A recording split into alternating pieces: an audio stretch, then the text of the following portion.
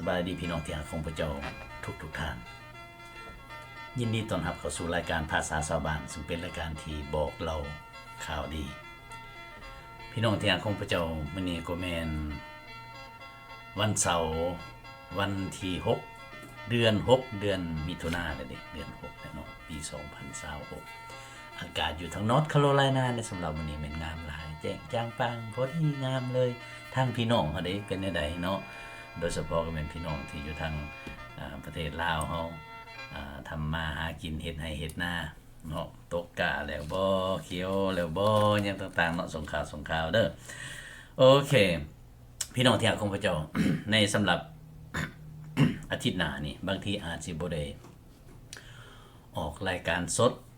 และบางที่ถ้ามีโอกาสก็จะได้ออกเพราะว่าจะได้เดินทางไปต่างรัฐไปร่วมพี่น้องคริสเตียนอยู่ที่แคมป์อยู่ที่ต่างรัฐเนาะอย่าลืมอธิษฐานเผื่อด้วยในการเดินทางซึ่งจะได้ออกเดินทางในมื้อวันศุกร์ที่จะมาถึงเนาะในอาทิตย์สิมานี้พี่น้องที่รักของพระเจ้าในสำหรับต้นเสาร์มื้อนี้ข้าพเจ้าเองก็อยากขอกล่าวถึงครอบครัวลูกหลานซึ่งได้มีหลานชายที่เพิ่นเคยได้มาอยู่นำในระยะสั้นนึงแล้วก็เป็นคนที่น่ารักหลายเป็นคนที่ฉลาดเรียนเก่งแล้วก็คล่องแคล่วเนาะมีหมู่มีเพื่อนได้ดีเป็นคนที่มีนิสัยใจคอดีแต่เพิ่นก็ได้จากโลกนี้ไปเนาะและข้าพเจ้าเองก็อยากขอแสดงความเสียใจและก็เศร้าอาลัยนำครอบครัวของมิตรเนาะแล้วก็ที่เฒ่าโจหลานชายหั่นแม่นได้จากไปแล้วและก็สิ่งสำคัญที่สุดนั่นก็คือขอให้พระเจ้าได้เล่าโลมชีวิตจิตใจของบรรดาลูกหลานและก็ให้พากันแสวงหานำพระทัยพระเจ้าเนาะให้มีโอกาสได้พบพระองค์เพราะว่าพระเจ้าองค์ทรงประสนอยู่คือองค์พระเยซูคริสต์เป็นผู้ที่ให้ความหวังของเฮาถ้าหากว่าหลานชายเพิ่นหักได้วางใจเชื่อในองค์พระเยซูคริสต์ในเวลาที่เพิ่นได้อยู่กับพวกเฮาอยู่ที่ไฮพอยต์นี้ในเมื่อก่อนเพิ่นเองก็แม่นได้รับความพ้นหรือว่าก่อนเพิ่นจะสิ้นใจจากโลกนี้ไปในเมื่อเพิ่นพบกับองค์พระเยซูคริสต์ได้วางใจเชื่อในพระองค์เพิ่นเองก็จะรอท่าพวกเฮาอยู่ที่ฟ้าสวรรค์แต่ถึงอย่างใดก็ตามเนาะความหวังอันที่แท้จริงของพวกเฮานั่นก็คือแม่นอยู่ในองค์พระผู้เป็นเจ้าจังซั่นอยากขอให้พวกลูกหลานนั้นจงได้แสวงหาพระองค์และก็ขอให้พระเจ้าองค์ทรงประสนอยู่นี่เล่าโลมชีวิตจิตใจให้กำลังใจและก็สู่ชีวิตจิตใจของบรรดาลูกหลานเนาะขอแสดงความเศร้าอาลัยนำเด้อโอเคแล้วก็ทั้งพี่เนาะเพิ่นก็ฮ้องพวกเฮาเป็นปู่ย่าว่าจังซั่นซะแล้วก็อยากให้กำลังใจพวกลูกหลานที่อยู่ทั้งบ้านแต่ทั้งพี่ก็บ่ได้ลืมแล้วก็ยังอ้อนวอนไหว้วอนต่อองค์พระผู้เป็นเจ้าเพื่ออยู่เนาะโอเคพี่น้องที่รักของพระเจ้าในระยะหมอมานี่คือผ่านมาประมาณมื้อนึง2มื้อนี่หลานไผเพิ่นได้ติดต่อมาหาแล้วเพิ่นได้พบกับท่านผู้นึงเนาะกับว่าพบกับภรรยาเพิ่นว่าซั่นอยู่ที่ประเทศลาวว่าเพิ่นเคยอยู่นี่เคยพบรู้จักกันอยู่นะเพิ่นสุดท้ายเพิ่นบอกชื่อว่าท่านสุริภาข้าพเจ้าก็คิดฮอดโอ้ยหลายปีหลาย10ปีเลยนะบ่มีโอกาสได้พบกันจังซั่นถ้าหากว่าเพิ่นได้กลับมาจากประเทศลาวแล้วมาหายพอยแล้วอย่าลืมเด้อมาแวะเยี่ยมแน่คิดฮอดหาอยู่เด้โอเคขอให้พระเจ้าอวยพรไปมาให้ได้รับความตลอดปลอดภัยและก็สะดวกดีคิดฮอดเด้อโอเคถ้าหากว่าเพิ่นมีโอกาสได้ติดตามหรือว่าได้ยินได้ฟังหรือว่าหลานไผได้ยินได้ฟังนี่ก็อย่าลืมบอกให้เพิ่นฮู้นำโอเคเด้อว่าคิดฮอดหลายแล้วก็ยังฮักแพงกันคือเก่าเชิญเพิ่นได้มาแวะเยี่ยมด้วยเนาะโอเคพี่น้องที่รักของพระเจ้าในระยะผ่านมานะพวกเฮาได้พากันศึกษาเรียนรู้เกี่ยวกับว่ามนุษย์มีความจำเป็นต้องการองค์พระผู้เป็นเจ้ามีความจำเป็นต้องการองค์พระเยซูคริสต์อันนี้แม่นสำคัญหลายเพราะว่าถ้าหากว่าปราศจากพระองค์และชีวิตนี่แม่นสิ้นหวังและบ่เป็นเพียงแต่เท่านั้นได้แม่นผิดหวังและก็สิ้นหวังอย่างตลอดไปเป็นนิจชั่วนิรันดร์กาลเลยได้จังซั่นข้าพเจ้าจึงเป็นห่วงหลายจังซั่นรายการภาษาชาวบ้านนี่เป็นรายการที่บอกเล่าข่าวดีบอกข่าวดีอันนี้ให้รู้จักนั่นก็คือนำเอาเรื่องขององค์พระผู้โพธิพลของมนุษย์โลกเนี่ยมาเว้าสู่กันฟังมาเว้าสู่ญาติพี่น้องฟังมาเว้าสู่บรรดาลูกหลานฟังมาเว้าสู่เพื่อนมิตรสหายฟังมาเว้า สู่พี่น้องชาวลาวชาวไทยเฮามีโอกาสได้ยินได้ฟังกันเพราะว่าอยากให้พี่น้องได้รับความผลจังซั่นในหลายอาทิตย์ผ่านมาพวกเฮาได้พากันศึกษาเรียนรู้ว่าแม่นมีความจำเป็นหลายแต่ในสำหรับมื้อนี้ข้าพเจ้าสินำพาพี่น้องไปเอาจุดหนึ่งคำเว้าคำหนึ่งอยู่ในพระธรรมโยฮันบทที่14ข้อที่6ในพระธรรมตอนนี้และแม่นนั่นน่ะเมื่อพระเยซูคริสต์ได้กล่าวตอบสาวกของพระองค์สาวกผู้หนึ่งชื่อว่าโทมัสเนาะในเมื่อพระองค์บอกว่าพระองค์จะเสด็จไปออกจากพวกเพิ่นไปแล้วก็จะได้ไปจัดแจงบอนเนี่ยต่างๆแล้วพระองค์บอกว่าพวกเจ้าฮู้จักหมู่เฮาจะไปและมีทานสาวกผู้นี้บอกว่าหมู่เขาน้อยบ่ฮู้จักได้ว่าพระองค์จะไปไส และพระเยซูคริสต์ก็ได้ให้คำตอบเพิ่นให้คำตอบว่าจังซี่พระองค์ทรงตอบสาวกชื่อโทมัสนั่นว่าเฮานี่แหละพระองค์ว่าเฮานี่แหละพระองค์บอกว่า เป็นทางนั้นเป็นทางที่ว่า ที่ว่าบอกว่าพระองค์จะไปนะพระองค์บอกว่าเฮานี่เป็นทางที่จะไปที่มนุษย์ปรารถนาอยากไปเป็นความจริงและเป็นชีวิตบ่มีผู้ใดมาถึงพระบิดาได้นอกจากจะมาทางเฮาพระองค์บอกว่าจังซั่นพวกเจ้าสิมีเส้นทางอื่นมีวิธีอันอื่นมีศาสนาอื่นมีคำสอนอื่นมีผู้อื่นมาบอกก็ตามพระองค์ว่าอันทางที่แท้จริงนี่แม่นทางเฮาพระองค์บอกว่าชีวิตอันที่แท้จริงแม่นมีทางเฮาเพราะว่าเฮาเป็นผู้ที่เอาชีวิตให้มื้อนี้พวกเฮาจะได้พากันย้ำในคำที่ว่าพระองค์ทรงเป็นความจริงเฮาสิได้ย้ำตัวนี้เด้อเฮาสิบ่ได้เว้าในตอนอื่นแต่เฮาสิได้ย้ำตอนนี้สู่พี่น้องพวกเฮาได้มีโอกาสได้ฟังคำสิเว้าอย่างหนึ่งคำที่ว่าในว่าพระองค์ทรงเป็นความจริงนั้นพระองค์ทรงเป็นผู้แท้เป็นผู้จริงเนาะคำแม่นเว้าเรื่องพระเจ้าก็เป็นพระเจ้าองค์จริงว่าจังซั่นซะคำสิเว้าอย่างหนึ่งเว้าภาษาลาวเฮาแบบบ้านๆเฮาก็ว่าพระองค์ทรงเป็นของแท้บ่แม่นของปลอมโอเคเว้ารวมแล้วพวกเฮาสามารถเว้าได้อย่างแจ่มแจ้งได้ว่าองค์พระเยซูคริสต์นี่พวกเฮาสิพากันกล่าวถึงทรงเป็นแสงสว่างอันที่แท้จริงในเบื้องต้นทำอิฐที่พวกเฮาจะได้เว้าถึงเด้อนั่นก็คืออยากให้รู้จักว่าพระองค์ทรงเป็นแสงสว่างอันที่แท้จริงเพราะว่ามีหลายตอนที่พวกเฮาจะได้นำมาเว้าถึงในการที่ว่าพระองค์ทรงเป็นของแท้จังซั่นในตอนทำอิฐในมื้อนี้แม่นพวกเฮาจะได้เว้าถึงว่าพระองค์ทรงเป็นแสงสว่างแท้จริงเพื่อเฮ็ดให้มีความเข้าใจถึงสภาพของเฮาเองถึงสภาพชีวิตว่าเป็นใดเข้าใจอย่างกระจ่างแจ้งอยู่ในชีวิตจิตใจว่าพระเจ้าองค์เที่ยงแท้น่ะแม่นไผกันแท้สิฮู้จักเส้นทางของชีวิตว่าจังซั่นซะโอเคแล้วในเมื่อว่าฮู้จักกับพระองค์แล้วชีวิตจะบ่ได้งมงายอีกต่อไปอยู่ในความเชื่ออันใดก็อย่าและเฮาสิบ่ได้งมงายอยู่ในโลกนี้อีกต่อไปอีก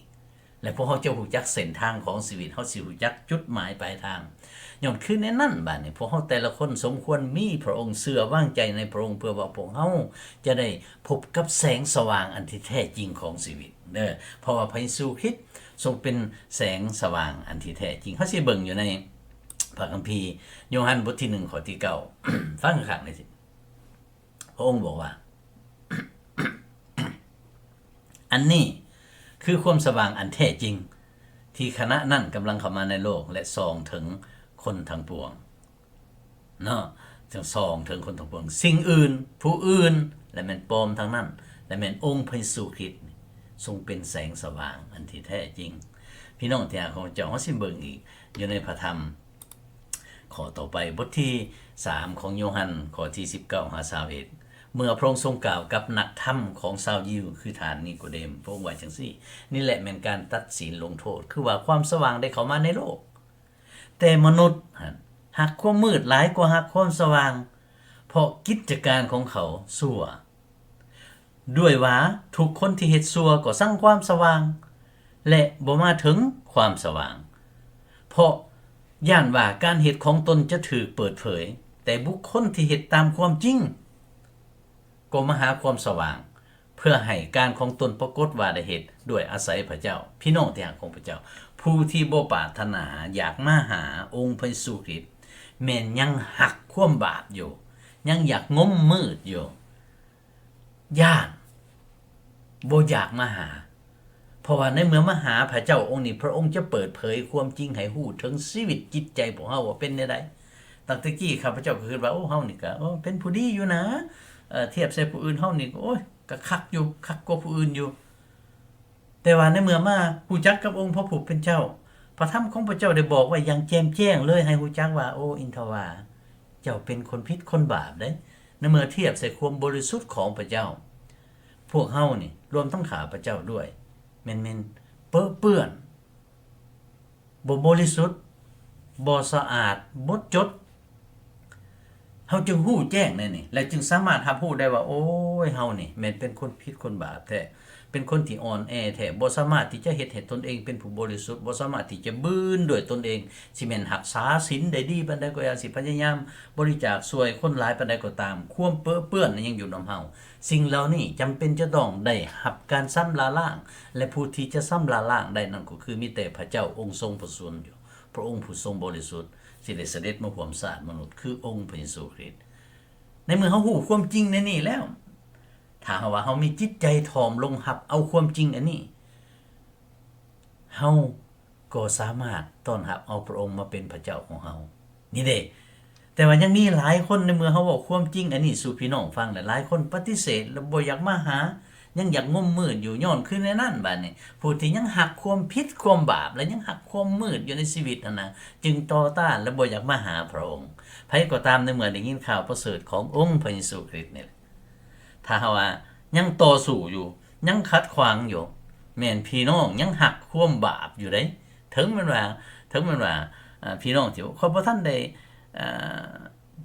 เฮ็ดบาปอันใดนะบ่ทันได้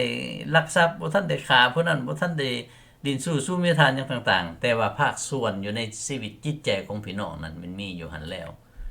คนเฮาที่เกิดมาในโลกอย่างขี้ร้ายต้องมีครั้งหนึ่งในชีวิตที่ได้เฮ็ดผิดเฮ็ดบาปเนาะจังซั่นข้าพเจ้าจึงอยากโน้นใจพี่น้องพวกเฮาเด้อเกี่ยวกับเรื่องนี้เด้อแม่นอยากให้พากันทอมใจลงแล้วก็ตัดสินใจเนาะตัดสินใจแล้วก็ต้อนรับเอาพระองค์เพราะว่าพระองค์ทรงเป็นแสงสว่างอันที่แท้จริงเนาะคำบ่จังซั่นแม่นพี่น้องยังหักในความ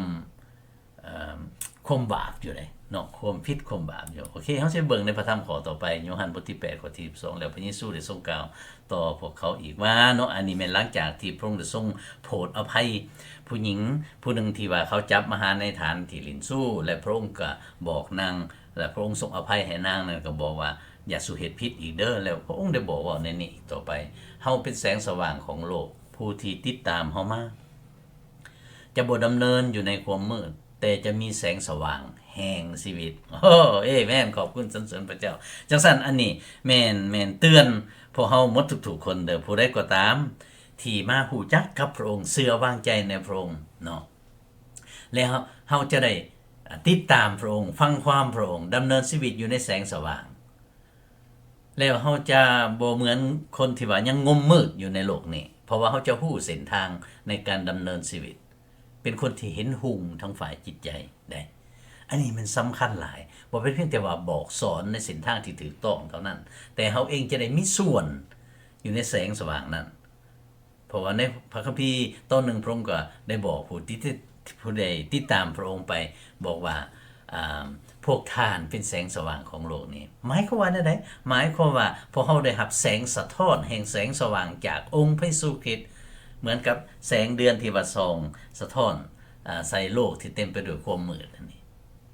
อย่าลืมได้พี่น้องเนาะจังซั่นข้าพเจ้าจึงเตือนทั้งพี่น้องที่เป็นคริสเตียนบัดคำพี่น้องที่เป็นคริสเตียนแล้วหลายคนยังดำเนินชีวิตอยู่ในความมืดโดยที่บ่ยอมที่จะติดตามและฟังความพระองค์ย้อนขึ้นในนั้นบัดถ้าว่าคริสเตียนหากบ่ดำเนินชีวิตอยู่ในแสงสว่างขององค์พระผู้เป็นเจ้าอยู่ในบ่อนที่พี่น้องไปจะเกิดมีปัญหาจะผิดของต้องเถียงจะมีการแตกแยกจะมีการเคียดขมจังซั่นจงดำเนินชีวิตอยู่ในแสงสว่างแห่งพระธรรมคำสอนของพระองค์ติดตามพระองค์และฟังความองค์พระเยซูคริสต์เฮาสิสังเกตเบิ่งอยู่ในพระคัมภีร์โยฮันบทที่9ข้อที่5ในที่นี้แม้นหลังจากที่องค์พระเยซูคริสต์ได้ปิ่นปัวคนตาบอดมาแต่กำเนิดเนาะบางคนก็ยังถามว่าเราเฮ็ดผิดบาปยังบ่ยังต่างแต่พระเยซูคริสต์ได้บอกว่าเหตุการณ์เหล่านี้เกิดขึ้นมาก็เพื่อว่าพระสง่าราศีพระเกียรติของพระเจ้าจะได้มีอยู่ในชีวิตของผู้นั้น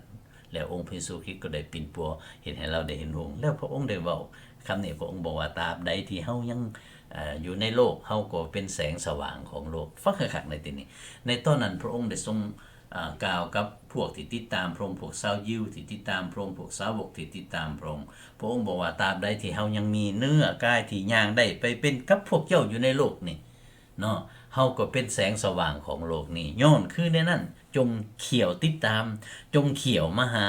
จงเขี่ยววางใจเสือโอ้ยเพิ่นบอกคักหลายในที่นี้พี่น้องที่อาของพระเจ้าเฮาสิสังเกตเบิ่งอีกอยู่ในพระธรรมตอน1โยฮันบทที่11ข้อที่9หาที่10แม่นต้นนี่แม่นต้นที่มีเพื่อนผู้นึง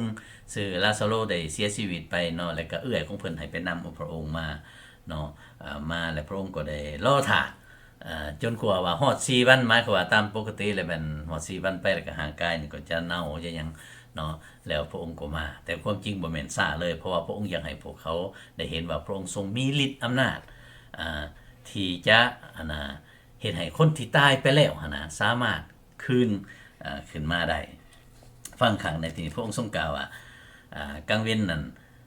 วันหนึ่งมี12ชั่วโมงบ่แม่นบ่ถ้าผู้ใดย่างในกลางเว้นเขาจะบ่สูญสะดุดเพราะว่าเขาจะเห็นสว่างของโลกนี้แต่ถ้าผู้ใดหากย่างในยามกลางคืนเขาจะสูญสะดุดเพราะบ่มีแสงสว่างในตัวเขาพี่น้องที่รักของพระเจ้าในระยะนี้มันใกล้ฮอดยามที่องค์พระเยซูคริสต์จะเสด็จขึ้นสู่ฟ้าสวรรค์และพระองค์บอกว่าในเมื่อหากพระองค์ไ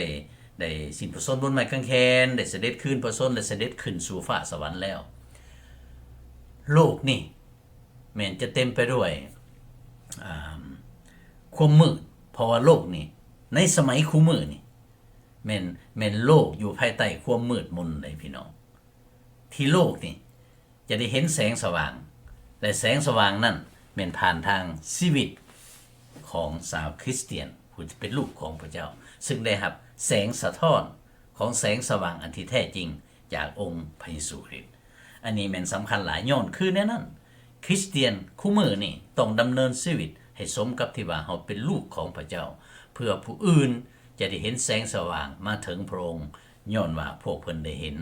แสงสว่างแห่งความรักแห่งพระคุณของพระเจ้าผ่านทางชีวิตของพวกเฮาเนาะ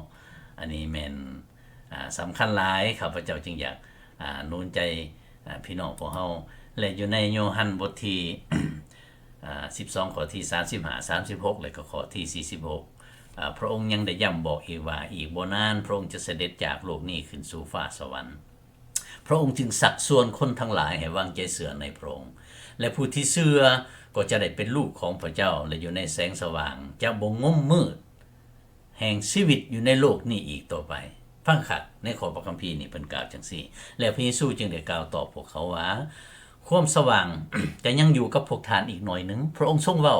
ในเนื้อกายของพระองค์ในเวลานั้นที่ยังอยู่กับพวกสาวกจะยังอยู่กับพวกท่านอยู่น้อยนึงเนาะจงย่างไปจงเดินไปขณะที่ท่านยังมีแสงสว่างอยู่เพื่อว่าความมืดจะบ่ได้ตามท่านผู้ที่ย่างในความมืดก็บ่ฮู้จักว่าตนกำลังจะไปไสขณะที่พวกท่านยังมีแสงสว่างอยู่บอกว่าขณะที่พวกท่านยังมีเฮาอยู่กับพวกท่านนี้พระองค์ว่าจังซั่นซะจงเชื่อในแสงสว่างนั้นจงวางใจเชื่อในเฮาพระองค์ว่าเนาะโอเคเพื่อว่าท่านจะได้กลายเป็นบุตรทั้งหลายแห่งแสงสว่างเฮาได้เป็นแสงสว่างเข้าสู่โลกนี้เพื่อว่าทุกคนที่วางใจเชื่อในเฮาจะบกข้างอยู่ในความมืดให้สมกับคำที่พระองค์เว้าเด้อพี่น้องเด้อเพื่อพวกเฮาจะบกข้างอยู่ในความมืดได้คำพูดได้วางใจเชื่อจังซั่นเมื่อวางใจเชื่อในพระองค์แล้วตาใจก็สว่างชีวิตจะบ่งมงายในโลกนี้อีกต่อไปและจะบ่กราบไหวในสิ่งที่พระเจ้าทรงสร้างมาเช่นว่าดวงเดือนดวงดาวบ่ต้นไม้ต้นหยังต่างๆหรือว่าสิ่งที่มนุษย์สร้างขึ้นมาด้วยแนวคิดจิตใจแนวด้วยมือของเขาที่สร้างขึ้นมาเฮาจะบ่กราบไหวในสิ่งเหล่านั้นแต่เฮาจะได้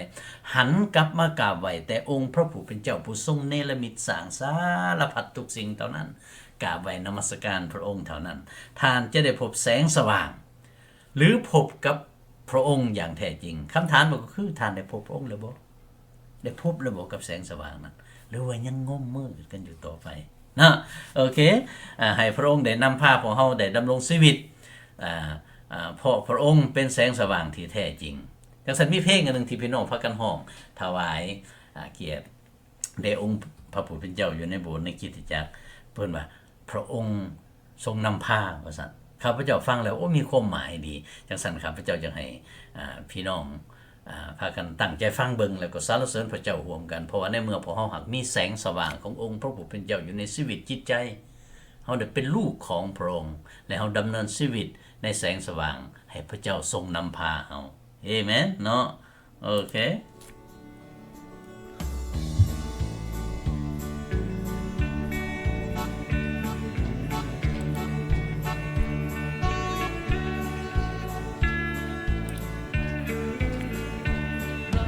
เจ้าทรงพาโอ้เข้าลำเลิศความสมซึ่งใจเหล่าลมป่าเสดมีการอันใดจะยืดที่ได้เพราะเจ้าทรงพาในทางที่ไปพระองค์ทรงนำผู้ข้าพระหัตถ์พระองค์โพจูงผู้ข้าอยากตามพระองค์ด้วยใจ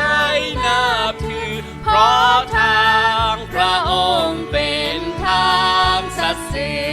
ทธิ์ล้างเถื่อจะพบความทุกข์มืดมัวล้างเถื่อเป็นสุขหลอดพ้นความกลัวที่ยากที่ง่ายที่ใกล้ที่ไกลพระหัตถ์พระองค์ทรงนำพาไปพระองค์ทรงนำผู้ข้าพระหัตถ์พระองค์โพจูงผู้ข้าอยากตามพระองค์ด้วยใจนับถือเพราะทางพระองค์เป็นทางศักดิ์สิทธิ์ผู้ข้าอยากกำพาหัตถ์พระองค์มีใจยินดีทางขึ้นทางลงบ่จมบ่นองบ่ขาดบ่ห่วงพระองค์ทรงโพนให้เที่ยวตามทางพระองค์ทรงนำผู้ข้าพระหัตถ์พระองค์โพจูงผู้ข้า